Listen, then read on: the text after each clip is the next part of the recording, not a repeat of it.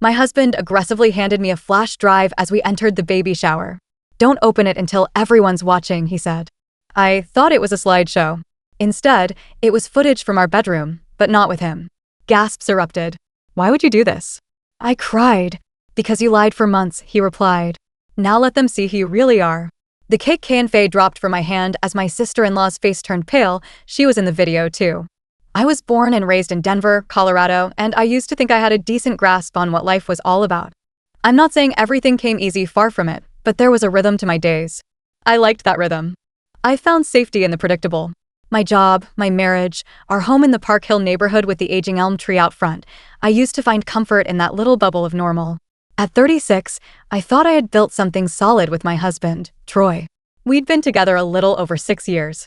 Met at a professional mixer at the Marriott downtown. He worked in real estate. I was a pediatric nurse. He asked me if I wanted to split a bottle of wine at the bar after the event. I don't even like wine, but I said yes because he had that thing, that quiet confidence that somehow didn't seem arrogant at the time. People always said we made a good couple. He was composed, driven. I was the sensitive one, the listener, the one who noticed when someone was on the verge of tears, but trying to pretend otherwise. We balanced each other out. At least, that's what I used to believe. Truth is, we were breaking long before anyone noticed. Even before I noticed. There was the fertility issue, of course. That started the rift. We tried for 4 years. Tests, charts, doctors, the whole rigmarole. In the beginning, it brought us closer. We were on the same team, fighting the same invisible battle. But over time, it just wore us down. Made us different people. Troy became quiet. He'd work late more often, answer emails during dinner. I stopped asking him to come to appointments with me. Eventually, I stopped telling him when I went.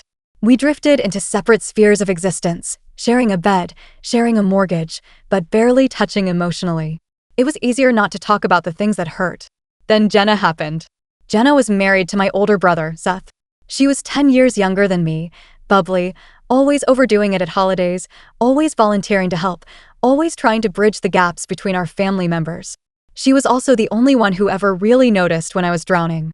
One night after a family dinner, I stayed behind to help Jenna clean up. Troy had left early, saying he had work. We opened a second bottle of red, sat on the back porch in silence for a while. Then we started talking. About feeling stuck. About marriage. About feeling invisible. The next weekend, she came by my house to drop off a casserole, something stupid, made-up reason. We sat in the kitchen.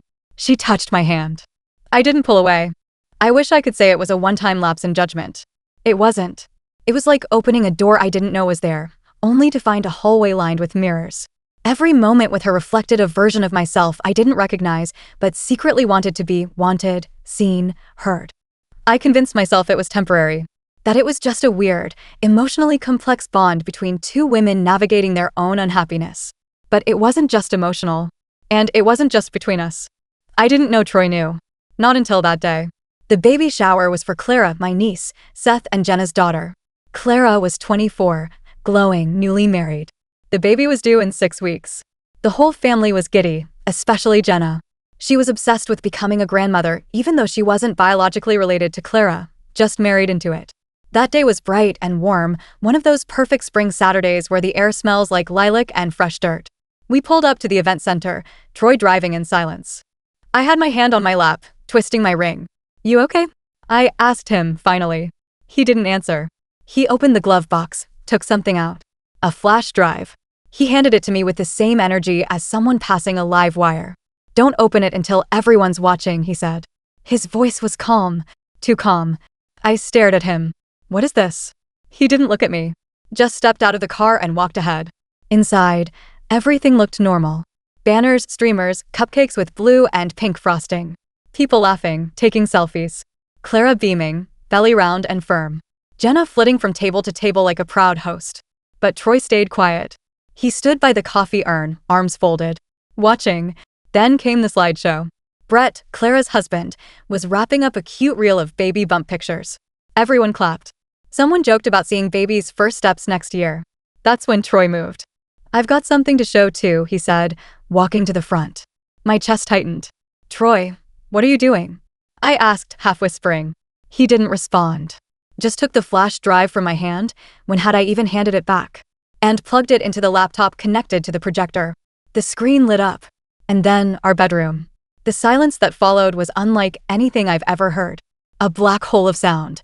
There I was, walking into frame, wearing a robe, smiling. Then Jenna walked in behind me. The room filled with sharp gasps.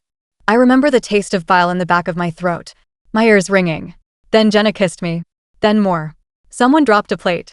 Clara made a sound like a wounded animal. Seth stood rooted to the spot, one hand slowly curling into a fist. I could barely breathe. I wanted to scream. Or run. Or disappear. Why would you do this?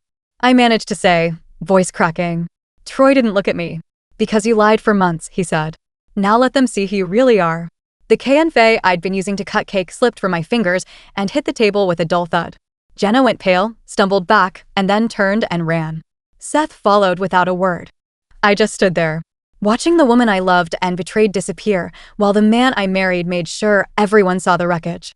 Everyone saw me, but no one saw what was inside me. I don't remember how I left the baby shower. I must have walked out. I think someone, maybe Clara's cousin or one of Jenna's friends, brushed past me and muttered something under their breath, but I couldn't make out the words. The edges of my vision were blurred, and the only thing I could feel was the awful pressure in my chest. It felt like the walls of my life had folded inward and crushed my ribs. I don't even remember driving home. I must have made it back somehow. The next thing I clearly recall is sitting on the kitchen floor, still in my heels, still in the blue floral dress that I'd bought just for the shower. The house was quiet. Still, Troy hadn't come home. He never did. He'd gone straight to his sister's place that night. His lawyer emailed me the following Monday. The words irreconcilable differences read more like irreversible damage. The thing is, I didn't fight it. What would I even fight for? The truth was laid bare, filthy, painful, unforgivable. I didn't try to explain myself to anyone. No messages to my brother. No apologies to Clara. I didn't reach out to Jenna either. What would I say? That it wasn't what they thought? That it started because I was tired of sleeping in a marriage that felt like a silent movie? That I had been unraveling in quiet corners for years and no one noticed? It wouldn't change what happened. Seth blocked me the day after the shower. His wife had been the match to the gasoline, but I was the one who lit the fire. I wasn't angry at him. I understood. If I'd been in his shoes, I'd have done worse. I stayed in the house for a few weeks after Troy left. Every room echoed with emptiness. The photos on the walls became unbearable to look at. I took them down one by one, placing each frame in a box marked memories, though mistakes would have been more accurate. I moved into a one-bedroom apartment in an older building in Capitol Hill. It had creaky floors and a heater that hissed every hour like a tired cat. The bathtub leaked. The kitchen tiles were cracked. But it was mine, and it was quiet. Sometimes too quiet. The first few nights there, I couldn't sleep. I would lie in bed, staring at the ceiling fan spinning slowly, retracing every second of what happened. I'd start to drift off, only to be jerked awake by the memory of someone gasping at the baby shower. I heard that gasp like it was right in my ear. It followed me into dreams. I stopped going out. Called in sick at the hospital more than I should have. My manager, Leanne, was patient at first, but I could tell she was disappointed. Eventually, she called me in for a meeting. I know things have been rough, she said gently, but the kids notice when you're not really here. That hit harder than I expected. Because that was the problem, wasn't it? I hadn't really been present in my own life for a long time. A few weeks later, I started going back to work more regularly. The routine helped. Caring for kids, being useful, even if their stories broke my heart, gave me some sense of balance. They didn't know who I was outside those walls. They didn't know about the video or the shame I carried like a weighted vest. Then, one afternoon in the hospital cafeteria, I saw Lee. She was sitting alone, stirring her soup in slow circles.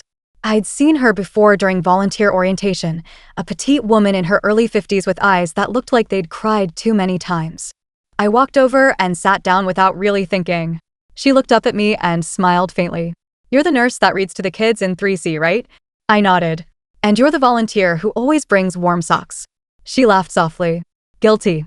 We talked for an hour. About nothing at first. Then about more. By our third cafeteria lunch, Lee told me her husband had left her 2 years ago after finding out she'd had an affair. The man she cheated with was her boss. She lost everything in a matter of days, her job, her marriage, her reputation. I sat there stunned. Not because of her story, but because of how much it mirrored my own. "People think you cheat because you're selfish," she said, folding a napkin into tiny triangles. "And maybe that's part of it. But mostly, it's because something inside you already feels lost. You just find someone who notices you in that lostness. Her words hung in the air for a long time. She didn't excuse it. Neither did I. But for the first time, I felt understood. Lee became an unlikely anchor. We'd meet every Thursday after work. Sometimes we talked, sometimes we didn't. She had this quiet strength that made it okay not to pretend. One day she asked, "Have you talked to Jenna?" I shook my head. No. I wouldn't know what to say. Maybe start with what you felt, not what you did. I thought about that for days. Then, without warning, Jenna emailed me. Subject line: "No one warns you how heavy secrets are." It was short. Just a few sentences. "I'm not ready to see you. But I need you to know I didn't plan to destroy everything. I didn't go looking for it. I was just tired of feeling alone. I know that doesn't make it right. Nothing does. But I didn't hate you. I never hated you. I hope one day we can talk when we're both less broken." I read it 4 times. Then once more. I didn't respond right away. I wanted to, but I didn't trust myself yet. That night, I walked for hours. Down to Cheeseman Park, then through the side streets near the Botanic Gardens. The city lights were soft, almost blurred. It felt like walking through the fog of memory. There was so much I wanted to say to Jenna, and yet nothing I could say that would fix what happened. But still, I started drafting a letter in my head.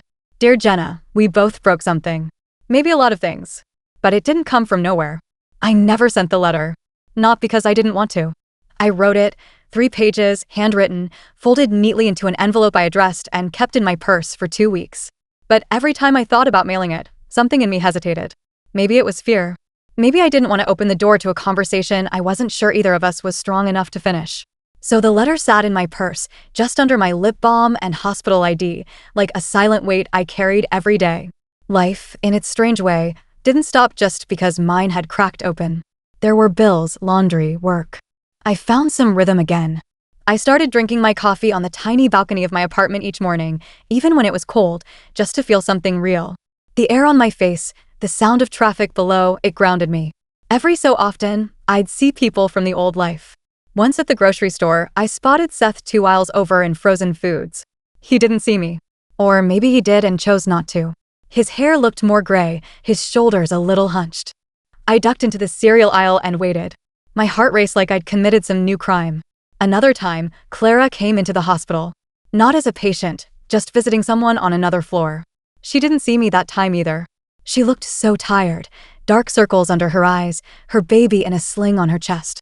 There was something painfully adult about the way she walked. I wanted to go up to her, to say anything, even just congratulations. But I stayed behind the reception counter, silent. I had no place in their lives anymore. I understood that. One afternoon in late October, I found myself back at the cafe on 17th Avenue where Jenna and I used to meet sometimes, back when things were normal, if they ever were. I wasn't sure why I went. I just walked there. The kind of aimless wandering you do when your body wants familiarity, even when your mind resists it. The place was still the same. Small tables, dark green walls, smells of espresso and cinnamon. A barista I didn't recognize asked for my name.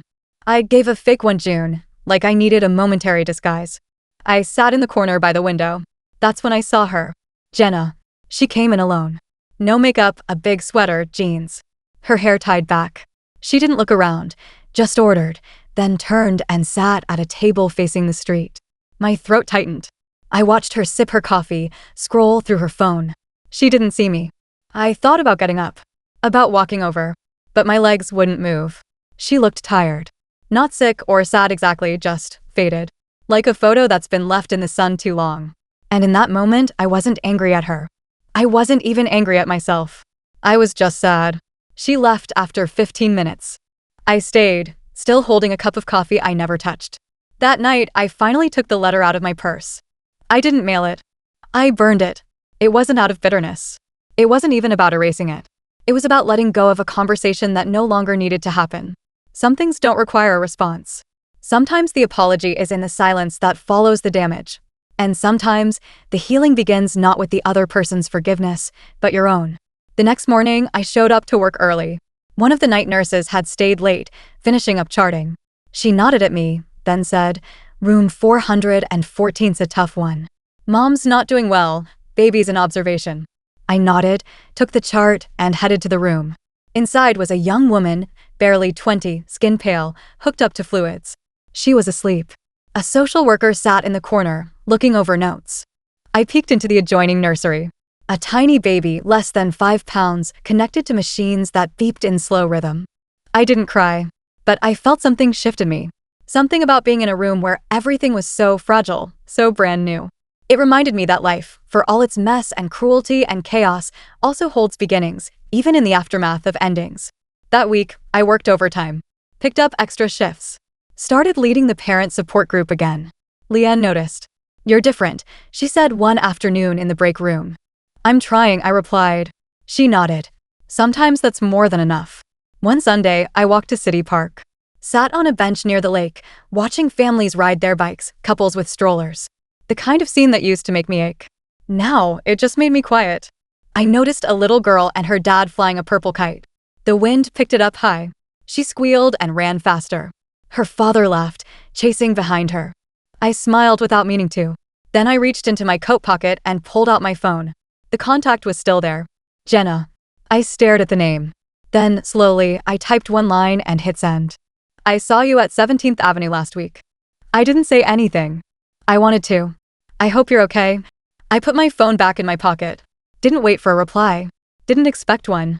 But the sky was clear, and the wind kept that purple kite dancing. 3 days passed before Jenna replied.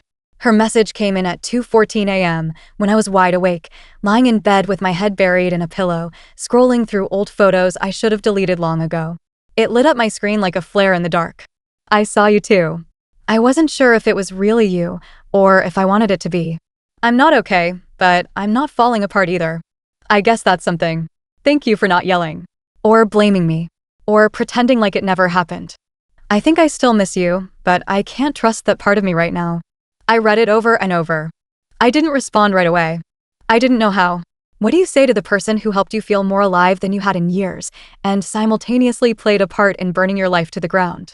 Instead, I let the message exist. Let it settle. Let it sting. In the days that followed, I kept my focus on work. We were short-staffed. Flu season had hit the city hard. The pediatric wing was busier than ever. I was constantly moving, checking vitals, explaining meds, comforting exhausted parents. One night, I found myself sitting with a young mom, barely older than Clara, whose 2-year-old had been brought in with RSV. The baby was hooked up to oxygen, breathing in shallow little gasps. The mom was shaking. "Am I doing something wrong?" she whispered. "Is this my fault?" I took her hand gently and said, "No. You're doing everything right. You're here. You're showing up. That's what matters most." And as the words left my mouth, I realized I wasn't just speaking to her. I was speaking to myself, too. We all carry our own wreckage, our own secret sorrows. Some just show more than others. I began going to a small support group at a church not far from my apartment, not religious, more community-based. A mix of people, mostly middle-aged, mostly carrying stories no one else in their lives knew what to do with. Divorce, grief, estranged children, lost friendships. The first week, I didn't speak. The second, I said one sentence. I made a choice that cost me my family. Heads nodded, I softened. No judgment. No platitudes. Just presence. I kept going. One evening after group, as I was leaving, a woman named Cheryl came up to me in the parking lot. "You remind me of my daughter," she said. She stopped talking to me 5 years ago.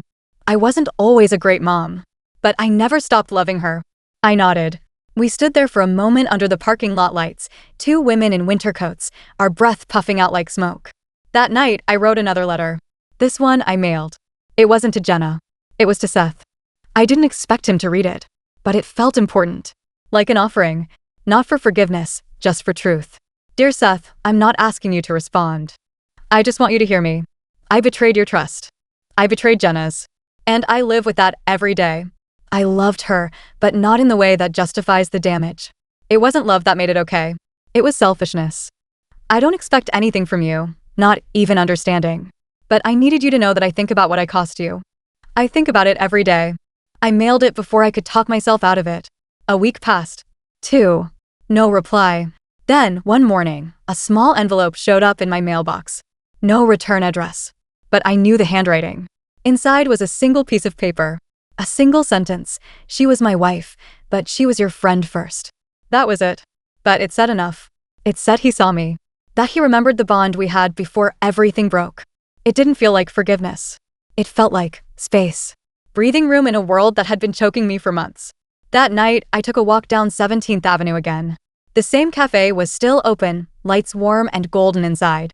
I stood across the street, watching people through the window. One couple laughed over coffee. Two older women sat knitting in the corner. A man in a blue jacket tapped away at his laptop. And for the first time, I didn't feel like a ghost walking past a memory. I felt like someone real. Someone living. Even if just barely. Back home, I opened my laptop and began writing again. Not emails. Not letters. Just words. Memories. Thoughts. Pieces of myself that I had tried to hide or delete. I didn't know what I was going to do with them. Maybe nothing. But writing them made them feel less like weights tied to my ankles and more like markers on a path I could follow out. One cold Sunday morning, I went to visit my mom's grave for the first time in over a year. It had been too hard before. The guilt had silenced me. She'd passed not long before the baby shower disaster. I'd barely spoken at the funeral. Hadn't cried much. Now, I stood over her headstone, wrapped in my coat, hot coffee in hand. "I made a mess, Mom," I said. "But I think I'm starting to clean it up." A breeze moved through the trees. I stood there for a long while. Just breathing. Just being. A few weeks later, I got another message from Jenna. "I'm not asking to go back. I just want to know who we are now. Would you meet me for a walk?" I stared at it for a long time. The weight of it wasn't in what it offered. It was in what it didn't. It wasn't romantic. It wasn't dramatic. It wasn't trying to rewrite the past. It was a thread. A quiet one, but a thread all the same. I didn't respond that night, but I left the message open on my screen as I made tea and stared out at the Denver skyline glowing in the early evening. I didn't know what came next, but for the first time in a long time, I was willing to find out. I waited a few days before replying to Jenna. Not out of spite.